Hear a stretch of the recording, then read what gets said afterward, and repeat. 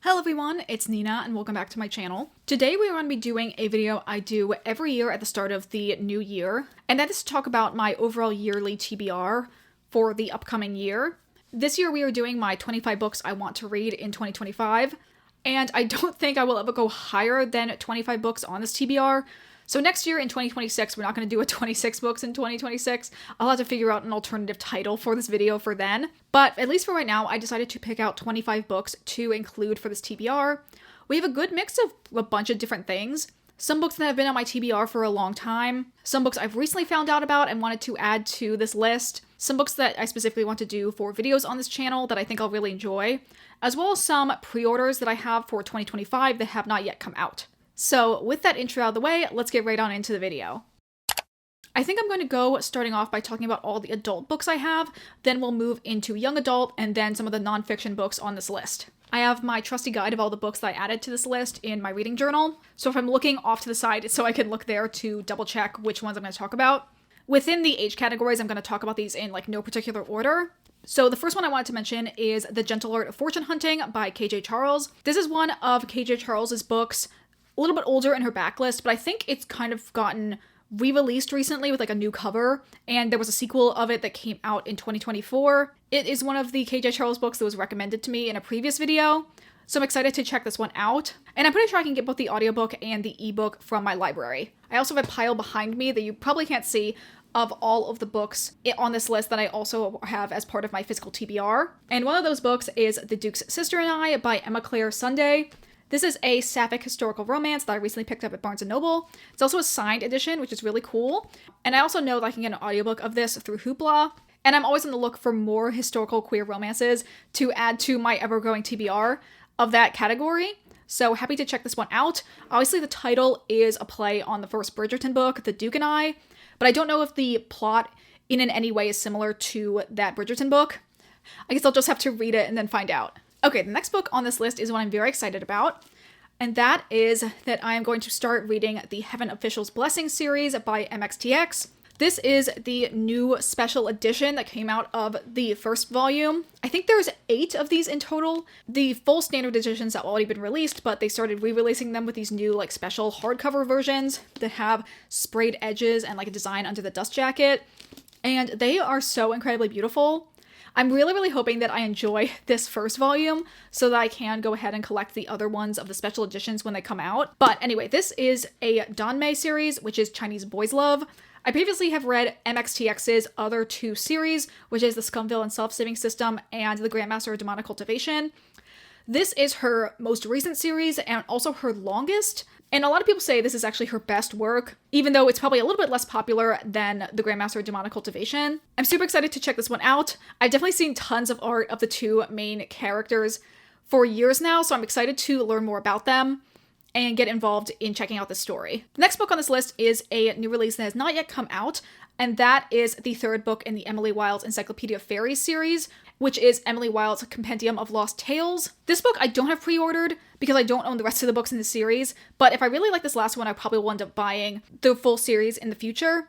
I really enjoyed the first 2 books in the series, which are these very cute cozy fantasies told in epistolary format, following Emily Wilde, who is a professor that studies fairies. This last one I'm very interested in seeing what the overall vibe is going to be, because it seems at least plotline-wise, it is quite different from the other 2, but it's still very excited to check this out when it comes out in February.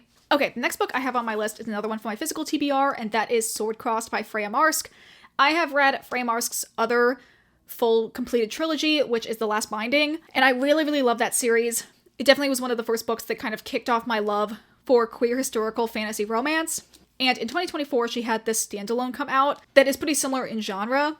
And I did pre-order this one, so it has the sprayed edges from the first printing. I'm super excited to finally read this. I'm sad I didn't get a chance to read this in 2024, just kind of ran out of time, so I'm making it a priority to read it in 2025. Okay, next book on this list is my yearly addition to reading more in the Vampire Chronicles series by Anne Rice, and I'm going to be reading the 4th book in the series, which is The Tale of the Body Thief. This is now moving into territory of the Vampire Chronicles books that I did not previously read. Back in high school, I read the first 3 books in this series, but I have not moved on past that, and I'm super excited to finally check this one out, because I do think some elements of this 4th book are going to be integrated in the 3rd season of the Interview with the Vampire TV show. And I'm just excited to check this one out. I know it's quite different, much more like urban fantasy oriented versus some of the other books in the series. So yes, very excited to just get back into this world and read more from this series. Okay, the next two books I wanted to talk about are part of a series I want to start in 2025, and those are The Last Son and The Hanged Man by K.D. Edwards. These are the start of the Tarot Sequence series, which is, I think, a set of different interconnected trilogies. I have the first two books in the first trilogy, and then I think in 2026 is when the next trilogy is supposed to start. But these are queer kind of like urban fantasy romances that I've heard be compared to Supernatural in like the tone and dynamic of like the main couple. That is the kind of level of camp I'm looking for in fantasy romances in general. So I'm very excited to see what these books are like. I've had them both on my TBR for a while, so I'm excited to finally like dive in and take a look at this series in 2025. Okay, next book on this list is another one that's a pre-order that I have, and that is To Sketch a Scandal by Jess Everly. This is going to be the fourth book in the Lucky Lovers of London series, which if you've been on my channel, I've talked about quite a bit. Another queer historical romance that's set in the 1880s. And I'm super excited about this one. I think when I first initially heard about it, it didn't have a cover, but they've since released the cover design for it. And all of the covers are different levels of quality, but I actually think I like this one maybe the most out of all of them in the series. I'm just super excited about it because we are getting Warren's romance, who is a side character we met previously in the series. And I'm just really excited to see what this one will hold. Okay, next on this list, I have two more books in a series that I'm reading. And those are the rest of the books in the Magic in Manhattan series by Ali Theron. So we have Starcrossed and Wonderstruck. I previously read Spellbound, which is the first book in the trilogy, in 2024 and really liked it. That book was also part of my 24 books to read in 2024. And I feel like now in the next year, I want to go ahead and finish the other two books in this trilogy. I actually did kind of have plans to at least read the second one right after I finished the first book, but then kind of like other things came up and I didn't get a chance to read it then. So I'm very keen to jump back into this world and finish the rest of the books in the series. The next book we have to talk about is another new release for 2025 that I'm so excited for, and that is Onyx Storm by Rebecca Yarros. This is the third book in the Empyrean series, which is the series that Fourth Wing is a part of. As I have mentioned before on my channel, I have a pretty unpopular opinion in that I really like Iron Flame, even more so than Fourth Wing, which is not a very common opinion. But I feel like because of how much I loved Iron Flame, I'm so much more hyped for this third book to come out. I'm not planning on pre-ordering it just because I don't have hardbacks of the other books in the series. I'm actually waiting for the Iron Flame paperback to get released, which will probably happen sometime in like the fall of 2025. But I might end up buying the ebook version of this to read it as close to the release date as I can. Okay, the next book on my list is another historical queer romance, and that is It Takes Two to Tumble by Cat Sebastian. I previously read the 3 books in the Turner series by Cat Sebastian in 2024, and it kind of like reignited my love for her as an author. So I'm super excited to check out more books in her backlist, and I decided to go through and read the 3 books in the Seducing the Sedgwicks series by her, and this is the first book in that series. It's another one I can get also as a combo ebook and audiobook through Hoopla, so I'm super excited to check this one out, and hopefully I'll love it as much as I did the books in the Turner series. Okay, and the last adult books we're going to talk about are 2 of my like ye old-timey gay books, in that they're like actual historical books that have like queer undertones to them, or like overtones to them, honestly. The first one of those is The Picture of Dorian Gray by Oscar Wilde. This is another book I previously read back in high school, but it's been a long time and I honestly meant to read it during Pride Month in 2024.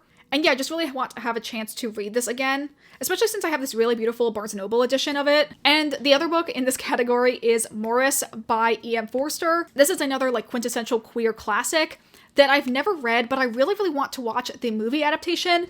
And I feel like I should read the original book, either in tandem with watching the movie or before I end up watching the movie version. It just seems really good and very much up my alley, so I'm really hoping I have a chance to read it in 2025. It's surprisingly hard to find copies of this book, even though Ian Forster has a lot of other books that have kind of entered the classic canon. This one is not one I usually see at secondhand bookstores where there is an Ian Forster section. So I feel like the fact that I haven't been able to find a physical copy of this in most bookstores is one of the reasons why it's kind of put a hold on me reading it. So I might just have to go ahead and order a copy online to kind of push myself to eventually starting this book. Okay, now let's move into talking about all the young adult books I want to read in 2025. I want to make a dent and read some of the books that I have from my Dazzling Bookish Shop subscription. The first one of those is a book I've had on many TBRs in 2024, and that is By Any Other Name by Erin Coder. This is a YA historical romance set during the time of Shakespeare. This edition of the book is just insanely beautiful, and I really want to read it. It sounds very much up my alley. The other book I want to read that I got as part of my Dazzling Bookish Shop subscription was The Absinthe Underground by Jamie Pacton. This is a sapphic historical romance with, I think, an added like magical element there as well. And this edition also is just like shockingly beautiful. And it's honestly really short, so I feel like there's no reason why I shouldn't read this in the next year. Okay, next book on this list I have is Blood and Honey by Shelley Mahurin. This is the sequel to Serpent and Dove, which if you haven't watched my Best Books of 2024 video, I really like Serpent and Dove and gave that kind of like an honorable mention in that video. And I'm super excited to read the other books in the series. I'm only putting Blood and Honey on this list, but I do hope to also read the third book in the trilogy sometime in 2025 as well. This is a young adult / like new adult fantasy romance with a witch ex-witch hunter as the main couple. Okay, next book on this list is a long overdue TBR book, and that, of course, is Clariel by Garth Nix. This is the fourth book in the Old Kingdom series, but it's really a prequel that's set, like, I think a couple hundred years before the start of the first book in the series. These are like necromancer-based YA fantasies about this family line called the Aporsens. And this one follows the main character Clariel, who I think is another Aporsen in training. However, she is also a character we meet in a very different form in the main trilogy, and I'm super excited to see what her backstory is like in this book. And honestly, I want to just make more progress in reading the Old Kingdom books. Every year, I feel like I want to read this book, and it just kind of like slips away from me, but I really want to make more progress in that series because of how much I love the original trilogy. Okay, the next books I have here are ones I do own physical copies of, but they were like kind of at the depths of a pile of stacked books, so I didn't want to get them out, but they are The Stolen Heir and The Prisoner's Throne by Holly Black. These two books are a spin-off duology from the Folk of the Air series, and I've been meaning to read these books since the second one came out, because I found out that our friend Barrett Letty did the audiobook narration for The Prisoner's Throne. So I'm super excited to check these books out and probably tandem read them so I can listen to the audiobook versions. Definitely high on my priority. I'd love to do a full like series reading vlog talking about these books sometime next year. Okay, the next young adult book I wanted to talk about is one that I actually own as an audiobook, but I don't have a physical copy of it, and that is Dark Rise by C.S. Pacat.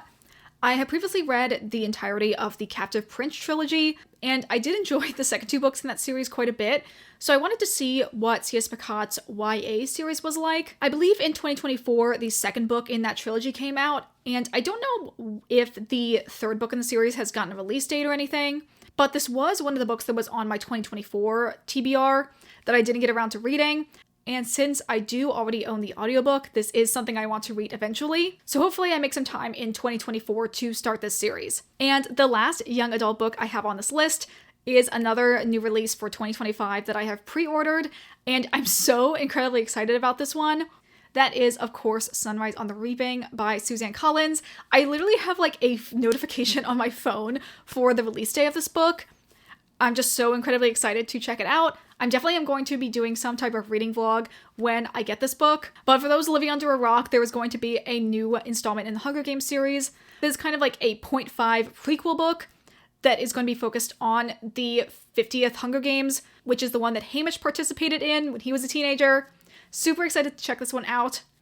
And I obviously have to read it because I have now read all the other books in the Hunger Games series, and I really love them and think that just Suzanne Collins really can't miss. She's such an amazing author and has so many like good themes and topics explored in her books, so I have no doubt that this one will be just as good as the others. Okay, now let's go ahead and talk about the very few nonfiction books I added to this list. The first one is another 2025 pre-order I have, and that is You Didn't Hear This From Me by Kelsey McKinney.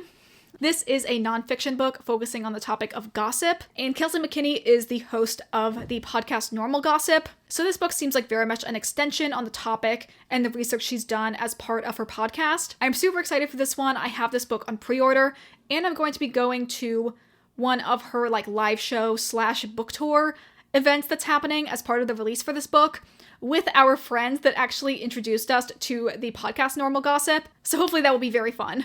Okay, the last book I have on this list is actually another carryover from my 2024 TBR, and that is They Can't Kill Us Until They Kill Us by Hanif Abdurraqib. I'm not sure if it's Abdurraqib or Abdurraqib. Hopefully I'll be able to find out if I listen to the audiobook of this and hear how it's pronounced. But either way, I've been meaning to read this book for quite a while.